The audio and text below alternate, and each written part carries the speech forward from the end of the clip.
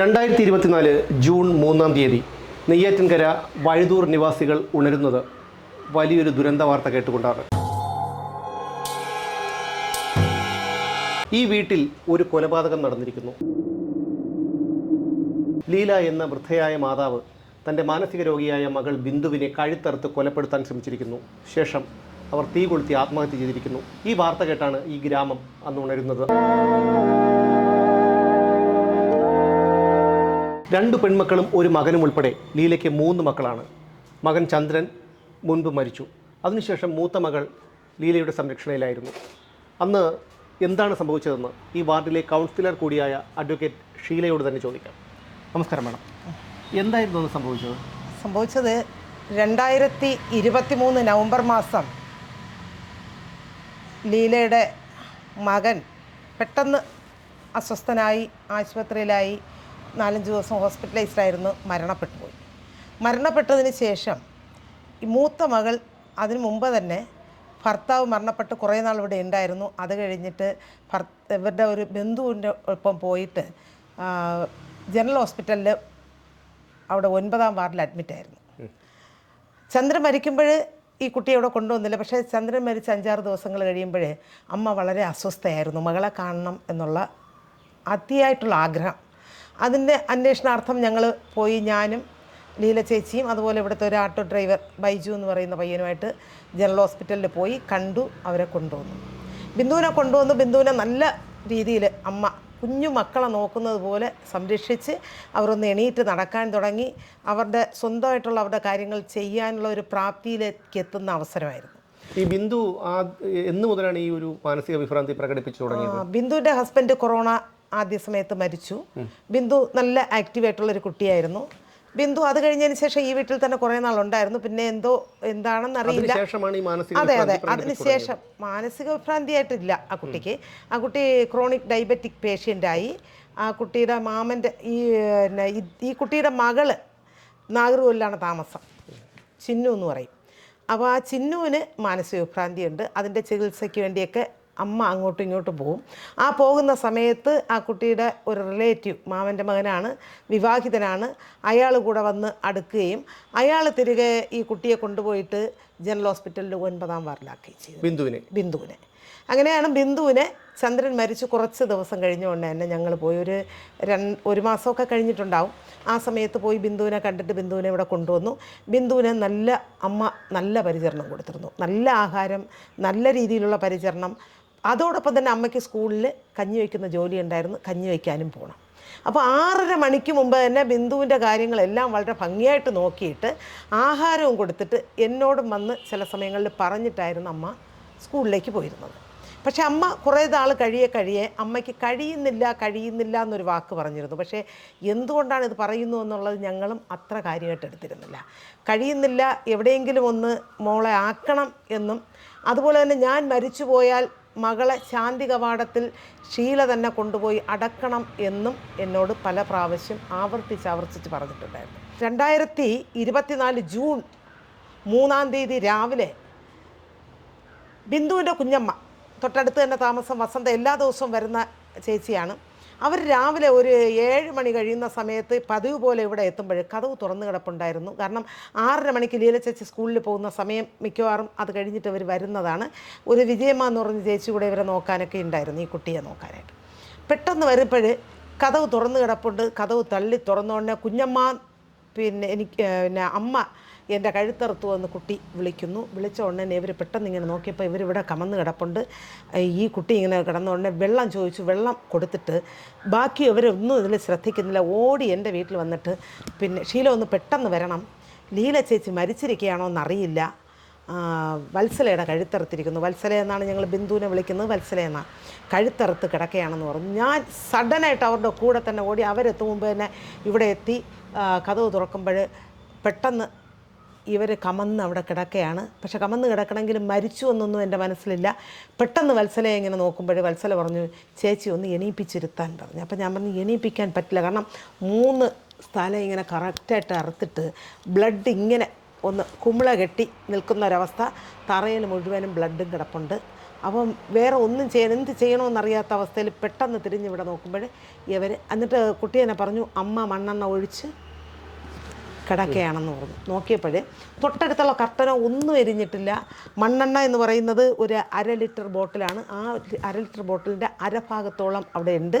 ബാക്കി ഈ കുറച്ച് ഭാഗം കുപ്പിയൊന്ന് ഉരുകി കിടക്കുന്നു എന്നുള്ളതല്ലാതെ കറക്റ്റായിട്ട് അവർ ഉച്ചയിൽ എല്ലാം മുൻകരുതലോടുകൂടെ ചെയ്തതുപോലെയുള്ളൊരു രീതിയിലാണ് കണ്ടത്. ഉച്ചയിലായിട്ട് ഒഴിച്ചിട്ടുണ്ട്. അവരുടെ ശരീരഭാഗങ്ങളൊന്നും അധികം വെന്തിട്ടില്ല. പക്ഷേ ഈ ഉച്ച മുതലുള്ള തുണി മുഴുവനും ഒട്ടിച്ചേർന്ന് ശരീരത്തിലിരിക്കുന്ന അവസ്ഥയിലായിരുന്നു. കമിഴ്ന്ന് കിടന്നാണ് മരിച്ചു കിടക്കുന്നത്. കമിഴ്ന്ന രീതിയിലായിരുന്നു. സാധാരണ ഒരു മനുഷ്യൻ്റെ ദേഹത്ത് മണ്ണെണ്ണയോ പെട്രോളോ ഒഴിച്ച് തീ കൊടുത്തപ്പോൾ ഈ പ്രാണവെപ്രാളത്തോടു കൂടി അലറി വിളിക്കുകയും പുറത്തേക്ക് ഓടുകയും ഒക്കെ ചെയ്യുന്നുണ്ട്. അതെ. പക്ഷേ ഇവിടെ അങ്ങനെ സംഭവിച്ചിട്ടില്ല. അതുകൊണ്ട് തന്നെ ഇത് ദുരൂഹമാണെന്ന് കരുതാൻ കഴിയുമോ? ദുരൂഹമാണെന്ന് കരുതാൻ വെച്ചാൽ ഇവർ കരുതി കൂട്ടിയാണ് ചെയ്തത്. അപ്പോൾ പിന്നീട് പറയുന്നുണ്ട് പിന്നെ ഇവളുടെ വത്സല പറയണ അമ്മ കൈ അറുത്തു എന്നൊക്കെ പറയുന്നു. പക്ഷേ അങ്ങനെയുള്ളൊരു പാട് ശ്രദ്ധിച്ചിരുന്നില്ല. അതൊക്കെ ഈ പോസ്റ്റ്മോർട്ടം റിപ്പോർട്ടൊക്കെ എടുത്ത് നോക്കിയാൽ മാത്രമേ അറിയാവൂ. പോസ്റ്റ്മോർട്ടം റിപ്പോർട്ടൊന്നും ഞങ്ങളാരും കണ്ടിട്ടില്ല. അതാരുടെ കൈവശമാണ്? അത് പോലീസ് സ്റ്റേഷനിലുണ്ടാവും. പോലീസ് സ്റ്റേഷനിലുണ്ടാവും. ബന്ധുക്കളൊന്നും ഏറ്റുവാങ്ങിയിട്ടില്ല. ബന്ധുക്കൾ ഇളയ മകളുണ്ട്. മകളൊക്കെ ഇവിടെ ഉണ്ടായിരുന്നു. അവർ വാങ്ങിയിട്ടുണ്ടാകുമായിരിക്കും, അറിയില്ല. അതിനെപ്പറ്റിയൊന്നും അന്വേഷിച്ചിട്ടില്ല. അതിനുശേഷം ബിന്ദുവിനെ ഇളയ മകളുടെ എന്നിട്ട് ഇവിടെ നിന്ന് നേരെ ബിന്ദുവിനെ ഉടനെ തന്നെ ഫയർ സ്റ്റേഷനിലെ ഉദ്യോഗസ്ഥരും പോലീസും കൂടെ, ഞാൻ അവിടെ നിന്ന് വരുമ്പോൾ തന്നെ ഞാൻ പോലീസിനെ വിളിച്ചു വന്നെങ്കിലും തൊട്ട് ഫ്രണ്ടിലാണ് MLA യുടെ വീട്. ഇതിനകം തന്നെ അവർ വിളിച്ചുകൊണ്ട് ഓടിയതിൻ്റെ അകം തന്നെ MLA പോലീസിൽ വിളിച്ചിട്ടുണ്ടാകും. ഞാനിവിടെ എത്തിയതും പോലീസും കൂടെ എത്തിയിട്ടുണ്ടായിരുന്നു. അപ്പോൾ ഞാൻ എത്തിയിട്ട് ഇങ്ങനെ ഇറങ്ങിയതും പോലീസ് വന്നു. അപ്പോൾ ഞാൻ പറഞ്ഞു, സാർ പെട്ടെന്നൊന്ന് ഈ കുട്ടിയുടെ മൊഴിയൊന്ന് എടുക്കണം. കാരണം അമ്മ മരണപ്പെട്ട് കിടക്കുന്നു, കതവ് തുറന്നു കിടക്കുന്നു, എന്താണെന്നറിയില്ല. വെളിയിൽ വേറെ തരത്തിൽ ഓരോരുത്തർ സംസാരവും അങ്ങ് തുടങ്ങി. അപ്പോൾ ഞാൻ പറഞ്ഞു ഒന്ന് മൊഴിയെടുക്കണം. അപ്പോൾ കുട്ടി പറഞ്ഞു, ഇല്ല അമ്മ എൻ്റെ കഴുത്തറുത്തിട്ട് തീ കൊളുത്തിയതാണെന്ന് ഉള്ളത് പറഞ്ഞു. പെട്ടെന്ന് തന്നെ ഈ കുട്ടിയെ നിംസ് ഹോസ്പിറ്റലിൽ എത്തിച്ചു. നിംസ് ഹോസ്പിറ്റലിൽ നിന്ന് 4 ദിവസം വേറെ ഒരുത്തരെയും കാണിച്ചില്ല. 4ാമത്തെ ദിവസമായപ്പോഴേ ഈ കഴുത്തിലെല്ലാം വലിയ സ്ട്രാപ്ലറുകൾ ഇട്ട് തന്നെ ഈ മെൻ്റൽ പേഷ്യൻ്റായിട്ടുള്ള മകളോടൊപ്പം പോലീസ് നാഗർകോവിലെത്തിച്ചു. ഈ നാഗർകോവിലിൽ നിന്ന് 20 ദിവസം കഴിയുമ്പോൾ ഈ കുട്ടിയുടെ ഹസ്ബൻഡ് എന്നെ വിളിക്കുകയാണ്, പിന്നെ ബിന്ദുവിൻ്റെ മകൾക്ക് മാനസിക അസ്വസ്ഥത കൂടിയിട്ട് കുട്ടി ഭയങ്കര പ്രശ്നമാണ്, ഒന്നും എനിക്ക് ചെയ്യാൻ പറ്റുന്നില്ല, എവിടെയെങ്കിലും ഒന്ന് മാഡം ആക്കി തരുമോ എന്ന് പറഞ്ഞിട്ട് വിളിച്ചു. ഞാൻ പല സെൻറ്ററുകളിൽ വിളിച്ചു, ആരും ഒന്നും എനിക്ക് വേണ്ടി പ്രതികരിച്ചില്ല. കാരുണ്യ മിഷൻ സ്പെഷ്യൽ സ്കൂൾ ഉണ്ട് ഇവിടെ നിന്ന്, അനിത എന്ന് പറയും. അപ്പോൾ അനിത മാഡത്തിൻ്റെ അടുത്ത് ഞാൻ വിളിച്ചപ്പോൾ അനിത മാഡം പറഞ്ഞു, ഷീല മാഡത്തിന് ഞാൻ ഇതുവരെ ഒന്നും ചെയ്തിട്ടില്ല, ഞാൻ എന്ത് റിസ്ക് എടുത്ത് ഞാനിത് മാഡത്തിനെ ഹെൽപ്പ് ചെയ്യാമെന്ന് പറഞ്ഞു. ഉടൻ തന്നെ കൊണ്ടെത്തിക്കാൻ പറഞ്ഞു. അപ്പോൾ ഈ കുട്ടിയെ മെൻ്റൽ ഹോസ്പിറ്റലിൽ കൊണ്ടുപോകുന്ന അതേ വാഹനത്തിൽ തന്നെ അവിടെ നിന്ന് ഇവിടെ കൊണ്ടുവന്ന് ആ കാരുണ്യയിൽ അഡ്മിറ്റ് ചെയ്തു. കാരുണ്യയിൽ അഡ്മിറ്റ് ചെയ്തതിന് ശേഷം 5ാമത്തെ മാസമായപ്പോൾ പിന്നെ വത്സല നല്ല പരിചരണമായിരുന്നു അവിടെ. വത്സല മരണപ്പെടുകയുണ്ടായി. അതായത് ഈ നവംബർ മാസം 2024 നവംബർ മാസം 18-ാം തീയതി രാത്രി 11:30 മണിയോടുകൂടെ വത്സല അവിടെ മരണപ്പെട്ടു. ആകസ്മികമാണെന്നൊക്കെ പറയാമെങ്കിലും ഈ സംഭവത്തിൽ ചില ദുരൂഹതകൾ നമുക്ക് കാണാൻ കഴിയും. 2023 നവംബർ മാസത്തിൽ ലീലയുടെ മകൻ ചന്ദ്രൻ ദുരൂഹ സാഹചര്യത്തിൽ മരണപ്പെടുന്നു. 2024 ജൂൺ 2-ാം തീയതി മകളുടെ കഴുത്തറുത്ത് കൊലപ്പെടുത്താൻ ശ്രമിച്ചതിനു ശേഷം ലീല തീ കൊളുത്തി മരിക്കുന്നു. 2024 നവംബർ മാസം, അതായത് ചന്ദ്രൻ മരിച്ചിട്ട് 1 വർഷം പൂർത്തിയാകാൻ 3 ദിവസങ്ങൾ ബാക്കി നിൽക്കെ ഈ കഴുത്തറുത്ത മകൾ ബിന്ദുവും മരണപ്പെടുന്നു. അങ്ങനെ 1 വർഷത്തിനുള്ളിൽ 3 മരണങ്ങളാണ് ഈ വീട്ടിൽ നടന്നത്. അതൊരിക്കലും ഒരു യാദൃച്ഛികമാണ് എന്ന് കരുതാൻ നമുക്ക് കഴിയില്ല. അതിന് തക്ക കാരണങ്ങളുണ്ടോ? അല്ല, അതിന് തക്ക കാരണങ്ങളില്ല.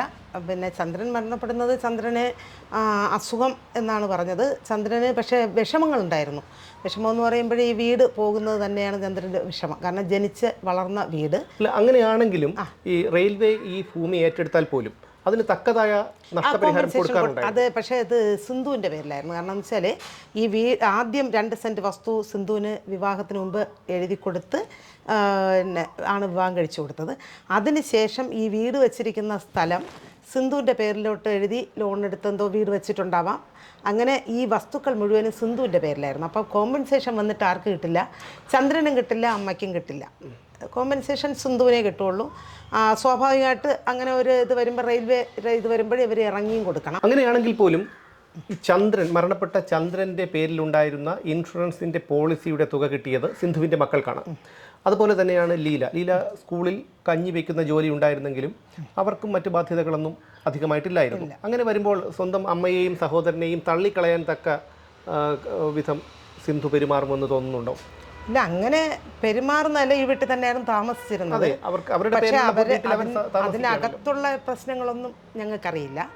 പക്ഷേ അവർക്ക് എപ്പോഴും ഇങ്ങനെ ഒരു ഫീലിങ്സ് ഉണ്ടായിരുന്നു, ഇതിലൊന്ന് ഇറങ്ങി പോവേണ്ടി വരും.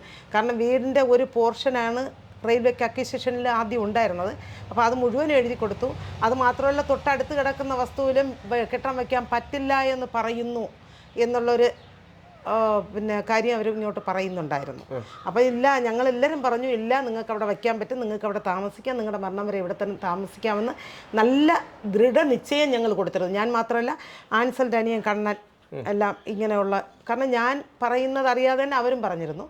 അതുപോലെ പലരും പറഞ്ഞിട്ടുണ്ടായിരുന്നു. പക്ഷേ അവരുടെ മനസ്സിനകത്ത് ഈ ഒരു ഭീതി ഉണ്ടായിരുന്നു. അവർക്ക് സാമ്പത്തിക ബുദ്ധിമുട്ടില്ലായിരുന്നു. കാരണം ഭർത്താവിൻ്റെ പെൻഷൻ ഉണ്ട്, ഫാമിലി പെൻഷൻ.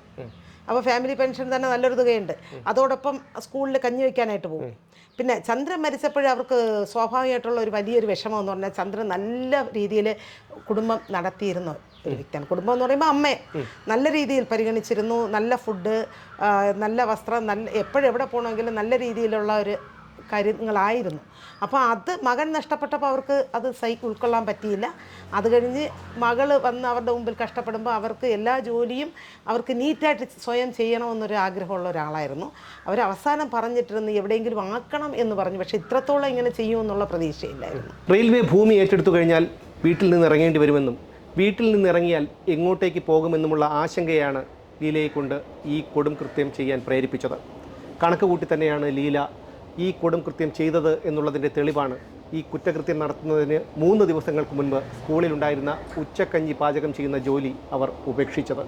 എന്തായാലും ആരുടെയെങ്കിലും ഇടപെടൽ, അത് ബന്ധുക്കളുടെയോ മറ്റ് അയൽക്കാരുടെയോ ആരുടെയെങ്കിലും കൃത്യമായിട്ടൊരു ഇടപെടൽ ഉണ്ടായിരുന്നുവെങ്കിൽ, ഇവരെല്ലാവരും ഇടപെട്ടിട്ടുണ്ടെങ്കിൽ പോലും അത്തരത്തിലൊരു സൂചന എന്തെങ്കിലും കിട്ടിയിരുന്നെങ്കിൽ ഒരുപക്ഷെ ഈ ഒരു ദുരന്തം ഈ വീട്ടിൽ സംഭവിക്കുമായിരുന്നില്ല.